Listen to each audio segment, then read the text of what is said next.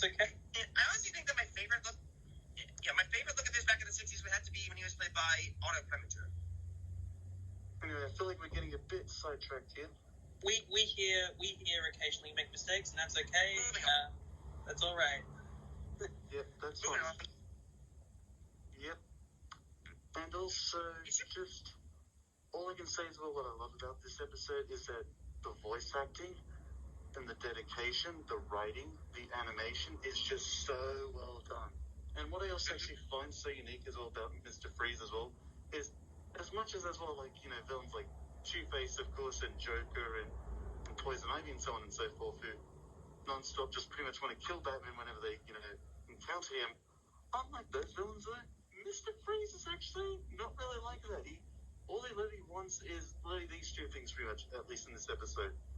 All he wants to do is literally just get revenge on the person who was involved pretty much with his accident and pretty much for the pain that he's caused him, not just for himself, but for his wife, which is Ferris Boyle, and just is doing it because he just wants to seek himself justice, and he's just really doing it for the right thing and just for the one person he cares about. He's not doing it to kill Batman. In fact, he's really just trying to avoid Batman, just finds him more of an obstacle. But still, that's what I find so unique about him, is that he's not really targeting him. He's just targeting a corrupt businessman named Ferris Boyle.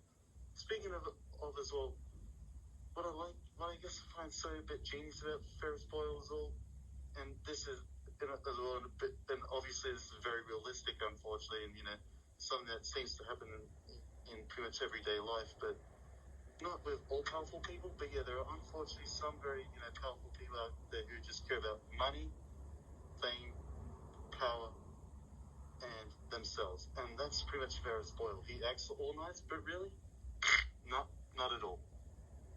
And that's why, in a way, as well, I can't blame Victor Freeze, because he just pretty much wants to expose him as well for the monster he truly is. That, yeah, Mr. Freeze isn't really the monster in this. This is pretty much how I see all three of the main characters in this story. Ferris Boyle is the monster. Freeze is pretty much in the middle of it, just, I guess you could say, the one who wants to seek vengeance. And Batman is pretty much the one who's trying to, I guess, help him. Interesting thing to note, Hart of Ice was actually won a Daytime Emmy Award. And was also one of the episodes that gave Batman the Animated Series its popularity. Yeah, I was about to say as well, but this episode is also so iconic and famous that it won an Emmy Award, which is impressive. But it was also so popular that even Paul Dini pretty much got this adaptation, right? Not onto television, but even into the comic books, and it was the biggest reason why Mr. Freeze became so iconic and so well beloved that he is today. So you can thank Bruce Kim and Paul Dini for the much better version of Mr. Freeze, folks. To answer the Joker's question, that's why so serious. Yeah, but to be fair though, it did also inspire other people to make their own version of this adaptation. For example, inspired Joel Schumacher with his version of Freeze. But the less said about that, the better. Yep. Hey, I almost forgot, but here's one line I forgot. Like, I can't remember to say it, but all I can say is, Silver, I think you know which line I'm talking about, but do you want to say the little speech that Mr. Freeze says so well, because the writing is so well done that I just want to give an example? Do you want to say the famous line?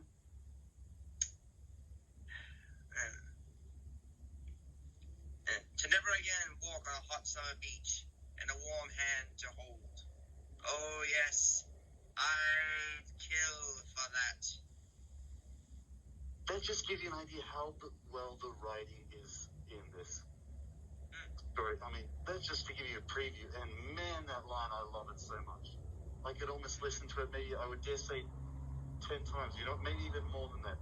At least 20 or 30. So, what's your final score, guys? Well, actually, one more thing I really want to talk about, actually, this is something a little extra, but something that I noticed when I was watching this episode, and I kind of find it a bit sad in a way. The thing about it, at least in Mr. Freeze as a character and his storyline in general, I don't really feel like it has been explored that much throughout the years. I mean, think about it, the only full appearances of him that he's made is pretty much in the unsuccessful embarrassment of Batman and Robin, which was done very horribly. So no offense to Arnie, though. Not taking for him. Yeah, and well, Hart of Ice, of course.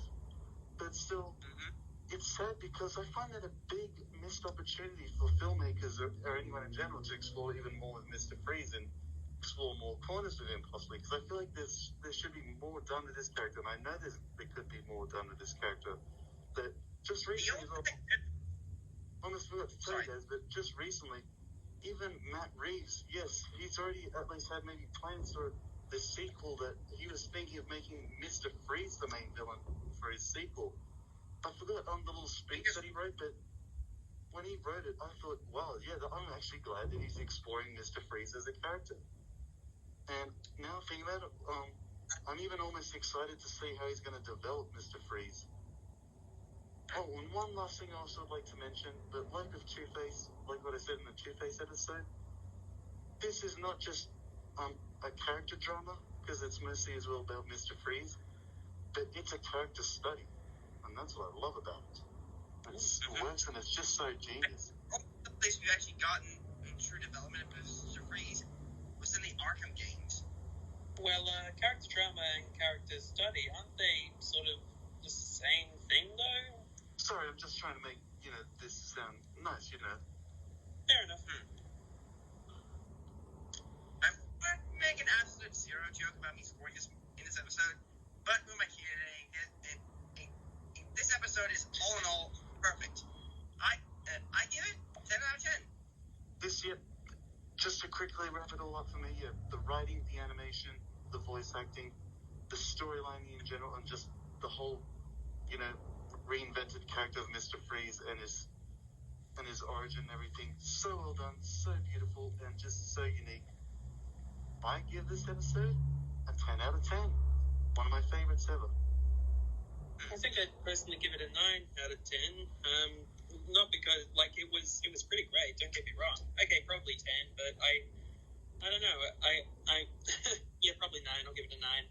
But I will say, just a little thing as a vegetarian, Alfred chicken soup doesn't cure everyone's cold. Just but that's not why it's a 9 out of 10. I just didn't feel it was amazing enough to be 10 out of 10. I can't put my finger on it currently, but yeah. Anyway, that's it for pretty much that much, at least for now. On that, we'll see you all tomorrow night as we'll be taking a look at 2 other very famous episodes. Until then, we'll see you soon. But until then, let's roll out and fly into the night. It was a dark night.